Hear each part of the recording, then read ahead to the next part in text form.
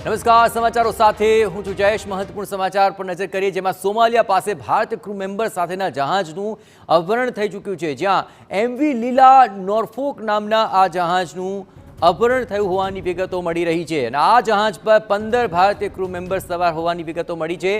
અપહરણના સમાચાર મળ્યા બાદ હવે ભારત પણ એક્શનમાં આવી ચૂક્યું છે। ભારતીયોને મુક્ત કરાવવા આઈએનએસ ચેન્નઈ રવાના થયું છે। જહાજ પર સવાર ક્રૂ મેમ્બર્સ સાથે નેવીના વિમાન પણ સતત સંપર્કમાં છે। આ સમગ્ર મામલે વધુ વિગતે વાત કરવા જોડાઈ રહ્યા છે ટીવી9 સંવાદદાતા સચિન પાટીલ। સચિન, શું સમગ્ર બાબતે કાર્યવાહી ચાલી રહી છે હાલ?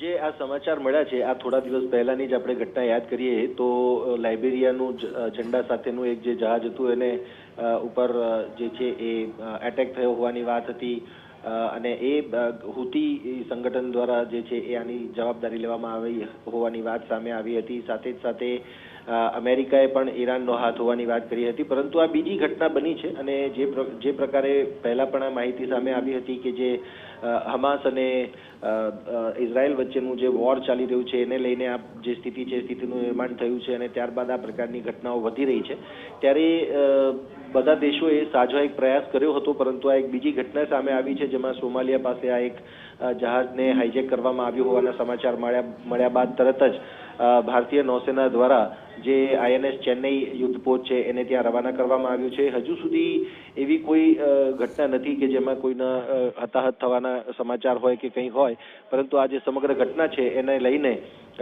ભારતીય નૌસેના જે છે સંપૂર્ણ ઘટના ઉપર નજર બનાવીને બેઠું છે અને સાથે જ સાથે કોમ્યુનિકેશન પણ જે છે એ જે ક્રૂ મેમ્બર્સ છે 15 જણા એમની સાથે સ્થાપિત કરવામાં આવ્યું છે અને બધા જ ક્રૂ મેમ્બર્સ અત્યારે સુરક્ષિત હોવાની જે બાબત સામે આવી રહી છે અને આ જે ઘટના છે ઘટનાને લઈને ચોક્કસથી એક રણનીતિ હોવાની જરૂર છે અને આ પ્રકારની ઘટનાઓ જે છે એ કહી શકાય કે સુરક્ષા માટે પણ એક ખતરો ઊભો કરી શકે છે, ત્યારે એને લઈને જે ભારતીય નૌસેના જે છે એ પોતાની રણનીતિ બનાવીને અને અત્યારે તો જે ઘટના બની છે એને લઈને એલર્ટ છે।